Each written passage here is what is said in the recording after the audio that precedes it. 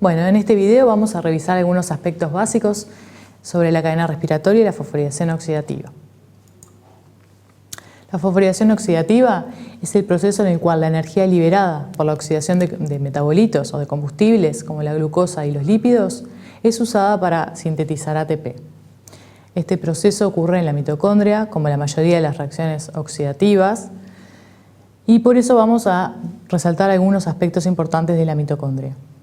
La mitocondria presenta dos membranas, una membrana mitocondrial externa, que aquí está en azul, que es bastante permeable a muchos metabolitos, y una membrana mitocondrial interna, que es bastante impermeable a muchas moléculas. Por lo tanto, las moléculas que pueden atravesar esa membrana son las que tienen transportadores específicos. Dentro de esa membrana mitocondrial interna es donde se da la fosforilación oxidativa. En la matriz mitocondrial es el compartimento soluble que está dentro de la membrana mitocondrial interna y contiene algunas enzimas como las del ciclo de Krebs y la piruvato deshidrogenasa. La fosforilación oxidativa es la tercera fase de la respiración celular. Acá tenemos un esquema donde vemos que la primera fase consiste en la oxidación de ácidos grasos, de glucosa y de algunos aminoácidos para producir acetilcoenzima A.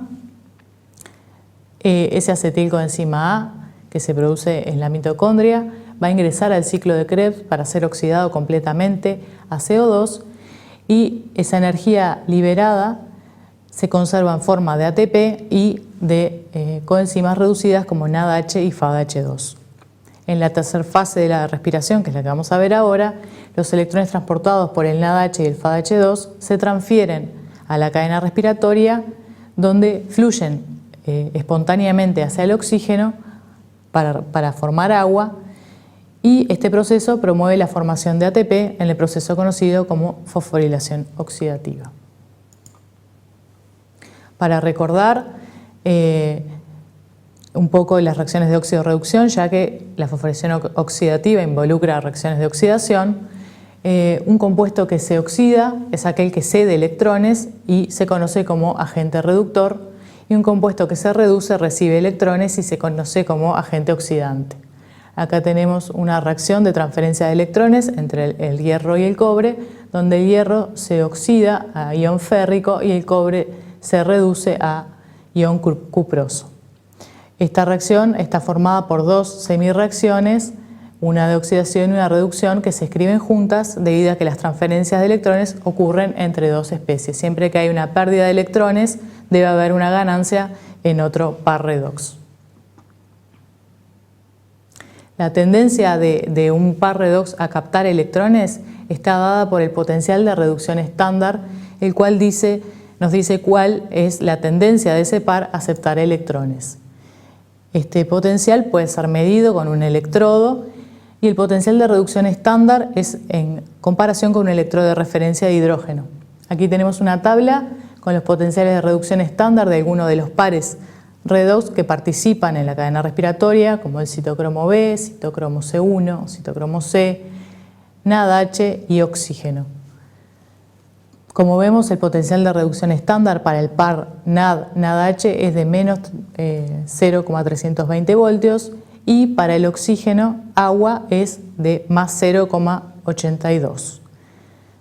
Como los electrones fluyen espontáneamente desde un par que tiene un menor potencial de reducción a uno que tiene mayor, en este caso los electrones se van a transferir entre estos dos pares desde el NADH hacia el oxígeno.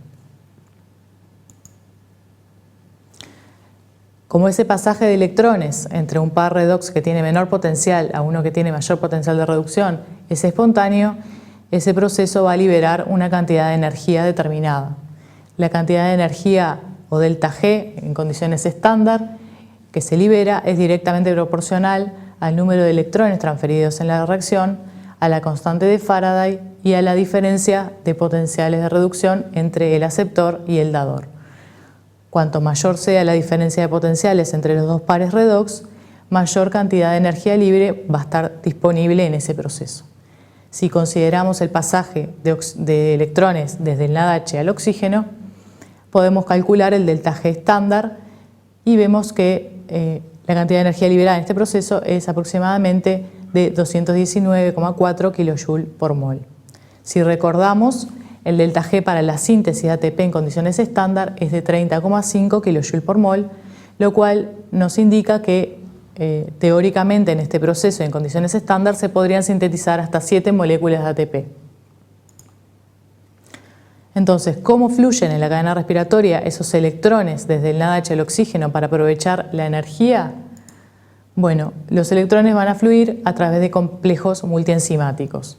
Como vemos en esta figura, si se rompe la membrana, la mitocondria, mediante el tratamiento con detergentes, podemos aislar los 5 complejos de la cadena respiratoria que están dibujados aquí. El complejo 1 cataliza la transferencia de electrones desde el NADH a la ubiquinona, la cual se reduce a ubiquinol. El complejo 2 transfiere electrones del succinato hacia la ubiquinona. El complejo 3 transfiere electrones desde el ubiquinol al citocromo C. Y el complejo 4 desde el citocromo C al oxígeno. El complejo 5 o ATP sintasa es el que cataliza la síntesis de ATP o también puede catalizar la hidrólisis como está acá dibujado. Entonces, en esta tabla vemos los principales componentes y sus características. El complejo 1, NADH deshidrogenasa, es un complejo muy grande que está inmerso en la membrana mitocondrial interna, tiene un peso molecular de 850 kilodalton, 42 subunidades y sus grupos prostéticos son el mononucleótido de flavina y centros ferrosulfurados. Tiene hasta cerca de 6 centros ferrosulfurados. El mononucleótido de flavina puede transferir de a 1 o de a 2 electrones y los centros ferrosulfurados transfieren de a 1 electrón. El complejo 2 es succinato deshidrogenasa, tiene 140 kilodaltons, 5 subunidades y sus grupos prostéticos son el dinucleótido de flavina y de adenina o FAD y centros ferrosulfurados. En tercer lugar, el complejo 3, llamado ubiquinona citocromo C óxido reductasa, tiene un peso molecular de 250 kilodaltons, 11 subunidades y como grupos prostéticos tiene grupos hemo y centros ferrosulfurados también. En los grupos hemo, los hierros también son los átomos que transportan los electrones activamente, o sea que transportan de a 1 electrón. El citocromo C no es un complejo enzimático, sino que es una proteína pequeña que está asociada débilmente a la cara externa de la membrana mitocondrial interna, tiene 13 kilodaltons y funciona como una lanzadera de electrones entre el complejo 3 y el complejo 4. Su grupo prostético es un grupo hemo tipo C. Por último, el complejo 4, citocromo oxidasa, tiene 13 subunidades y sus grupos prostéticos son hemo, A y A3 y también átomos de cobre.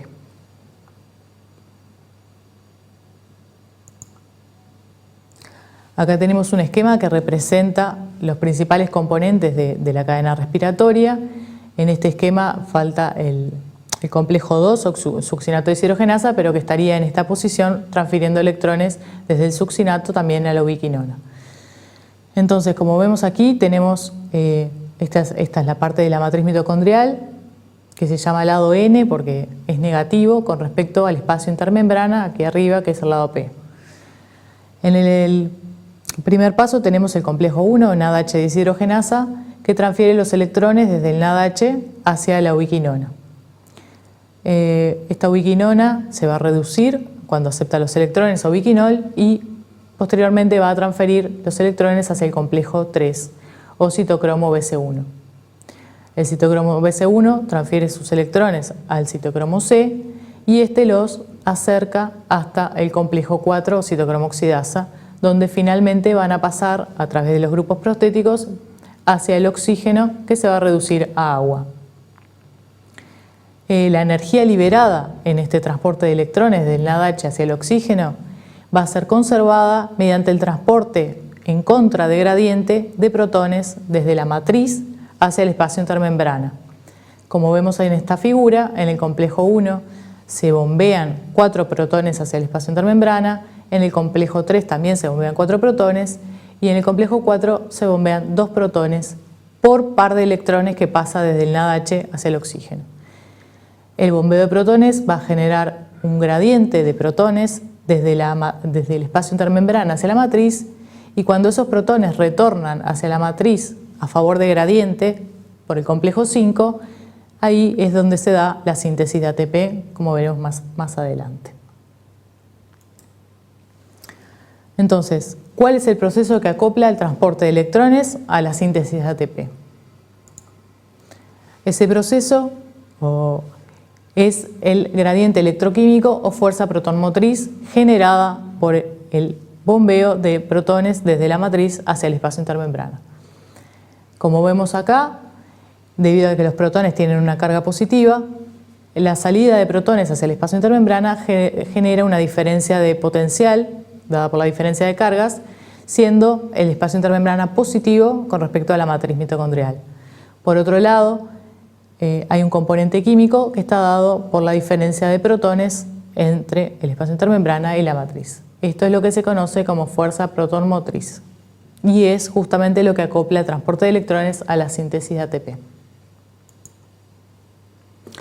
El modelo más aceptado en la actualidad sobre el acoplamiento entre la cadena respiratoria y la síntesis de ATP es la teoría quimiosmótica que fue propuesta por Mitchell en 1961 y nos muestra justamente lo que estábamos hablando recién, que el pasaje de electrones tanto desde el NADH como desde el succinato hacia el oxígeno genera la energía suficiente para transportar protones en contra de gradiente desde la matriz hacia el espacio intermembrana y que el retorno espontáneo de esos protones a través del complejo 5 libera la energía acumulada y esa energía se utiliza para sintetizar ATP a partir de ADP y de fosfato.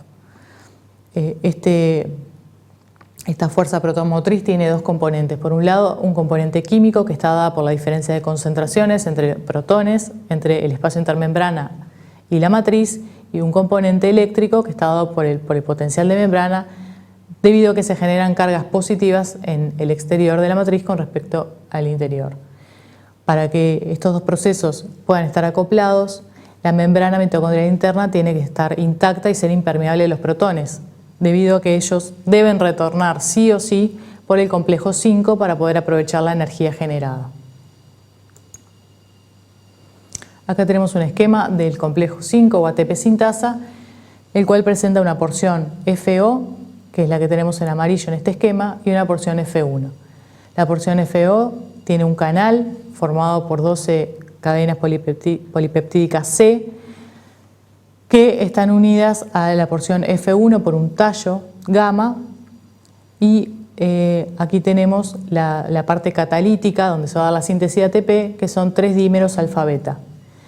El modelo por el cual se sintetiza ATP se llama catálisis rotacional e involucra un movimiento de esta enzima. Al pasar los protones generan una rotación en la parte FO, que eso va a traducirse en la porción F1 y ese cambio conformacional es el que va a promover la liberación del ATP desde la enzima ATP sintasa. Entonces, como dijimos, ambos procesos están acoplados y, como vemos acá, si medimos el consumo de oxígeno en negro y la síntesis de ATP en rojo, al agregar ADP se estimula la respiración y al agregar ADP y succinato, que es el sustrato respiratorio dador de electrones, se estimula tanto la respiración o consumo de oxígeno como la síntesis de ATP. Si uno agrega un inhibidor de la cadena respiratoria, como el cianuro, que inhibe a nivel de complejo 4, se inhibe tanto el consumo de oxígeno como la síntesis de ATP.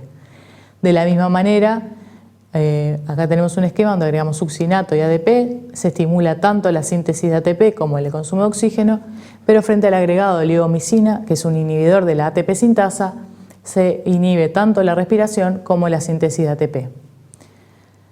Este acoplamiento puede ser revertido con el uso de desacoplantes, por ejemplo el dinitrofenol, como vemos en este esquema. Al agregar el dinitrofenol no hay síntesis de ATP, sin embargo hay consumo de oxígeno, lo cual indica que los dos procesos están desacoplados. Los desacoplantes lo que hacen es disipar el gradiente de protones por ejemplo, uniendo protones y transportándolos por otro sitio que no es la ATP sintasa. Por lo tanto, al perder el gradiente se pierde la capacidad de sintetizar ATP, sin embargo, el transporte de electrones puede continuar. Para ver un poco el rendimiento energético como ejemplo de la oxidación de la glucosa, nosotros podemos definir la relación PO, que es la cantidad de ATP formado por átomo de oxígeno reducido, para el NADH, el cual se conoce como, la relación PO para el NADH vale 2,5, o sea que se sintetizan 2,5 moles de ATP por NADH oxidado. Para el FADH2, como el trayecto de los electrones es menor, se genera menos energía y se generan 1,5 moléculas de ATP cuando los electrones entran a nivel de FADH2. Si contamos la cantidad de NADHs durante la glucólisis, la piruvato deshidrogenasa del ciclo de Krebs, o sea, la oxidación completa de la glucosa a CO2, vemos que se genera esta gran cantidad de transportadores reducidos y de ATP, generando un total de 30 o 32 ATPs dependiendo de la lanzadera que se utilice. Comparado con la glucólisis anaeróbica, que solo produce 2 ATPs, vemos que realmente energéticamente es mucho más favorable la oxidación aeróbica de la glucosa. Para terminar, como vemos en esta diapositiva, vemos que estos procesos oxidativos, tanto a nivel de la glucólisis, de todas las fases de la respiración, están altamente regulados para mantener niveles estacionarios de ATP. Por lo tanto, la respiración se va a estimular cuando hay un aumento del ADP, que nos refleja un descenso en el ATP, y tanto el ciclo de Krebs como alguna de las como la piruvato deshidrogenasa principalmente, también se regulan por los niveles de NADH y de NAD. Por lo tanto, tanto el balance de ATP-ADP como el de NADH-NAD van a regular los distintos procesos oxidativos que van a llevar a la producción de ATP para que solo estén activos cuando es necesario en la célula. Bueno, eso es todo.